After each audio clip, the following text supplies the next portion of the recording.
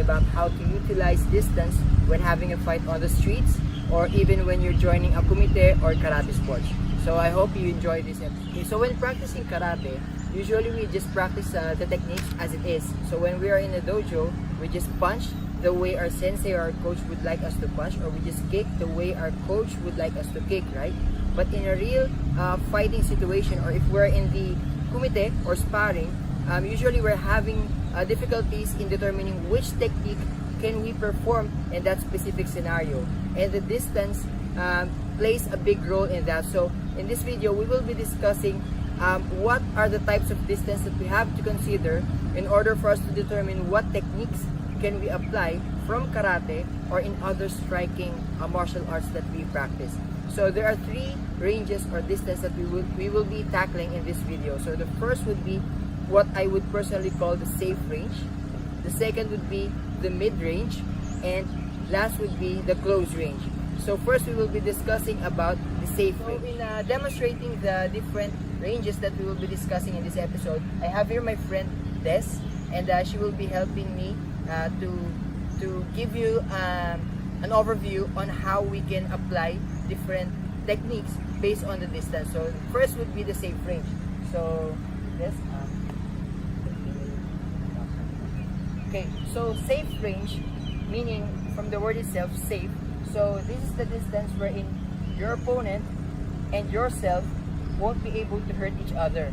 And this happens for a short period of time. So if you'll notice in a kumite, for example, in a kumite, we're starting a fight.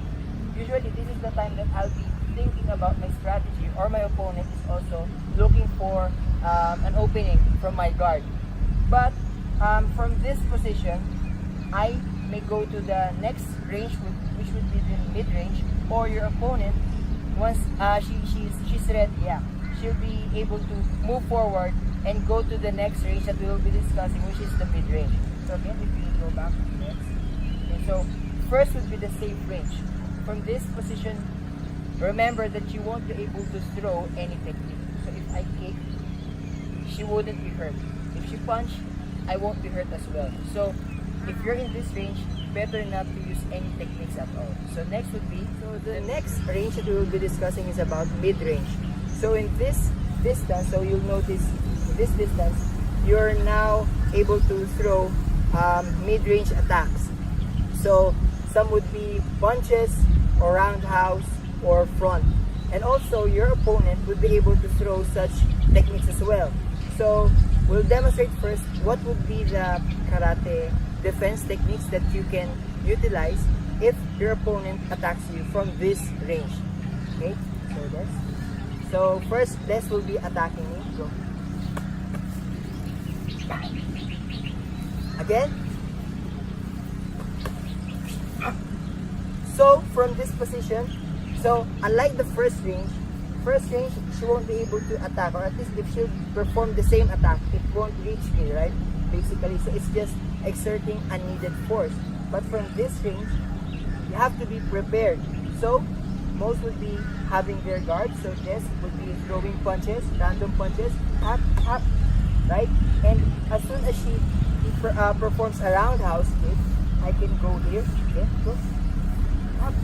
Then from this position, I can throw a Chudansuki or a Jodansuki. So this is mid-range. So we're not really discussing all the techniques that you can perform from this range, but at least you'll have an idea whenever you're practicing karate or other striking martial arts. What distance am I be able to perform this technique? Is it for close, for mid, or okay. So now we will be discussing what attack techniques that you can perform when you're on the mid-range. So earlier we discussed how we can defend. So from this position, so this is on the fighting stance, okay? So if you're the one attacking, some of the techniques that you can perform would be like this. So punch, or so those. So if you'll notice, I performed Jodan, Suki or Junsuki. I performed Chudan, and I performed Mawashigeri to the face. Also, I can sidestep from this range and kick. As you may have seen in other or previous videos that we had regarding the roundhouse or Mawashigeri. So now we will be discussing the last range, which is the close range when having a fight. And this isn't really practiced in sports karate, most likely in Kyokushin, but in other styles of karate such as Shitoryu or Shotokan, we don't really practice it in the sports field. So you'll be able to utilize this one if you're on the street or you're practicing MMA. Okay, so in this part of the video, we will now be discussing the close range. So again, as I said earlier, you can perform this when you're practicing MMA or you're on the street for self-defense or so. So from this position, you won't be able to perform a washigiri. So if you start here, if I perform a washigiri, it's useless, right? Again, because the range or the distance is incorrect. So from this position, you'll be able to perform other set of techniques such as elbow or knee strikes if you're a striker. So this will be performing some of those techniques, and I as a karateka will try to defend the techniques that she will be throwing against me. Okay, so this is the close range. So close. See, again, now she performed the elbow strike. Okay, so how do we block it? In karate, you can just place it like this. Okay, and go. And since she's not successful, she can throw another technique. Go. Okay, start from elbow, go. See? So in karate, we don't have to make it so complex. So we can just use the blocks from kata. So she throwed an elbow. So instead of me doing this, of course we won't be doing that. I just place it like this and be closer to her so that my stability will be more firm than when I'm going away. But when she throws a knee, throw the knee again. Up. Of course, I won't stay closer, right? Because I will be hurt. So you have to play with the distance this time and just be able to use this block.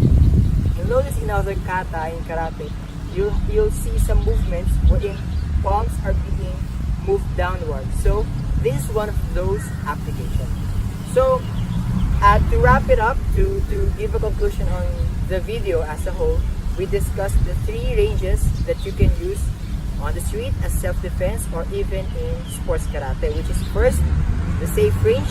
Safe range means I cannot hurt my opponent won't be able to hurt me.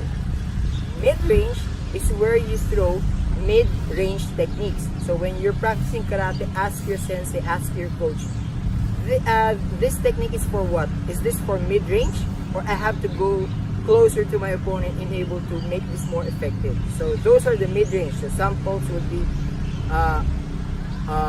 punches, jab, front kick, roundhouse, side kick, the list goes on.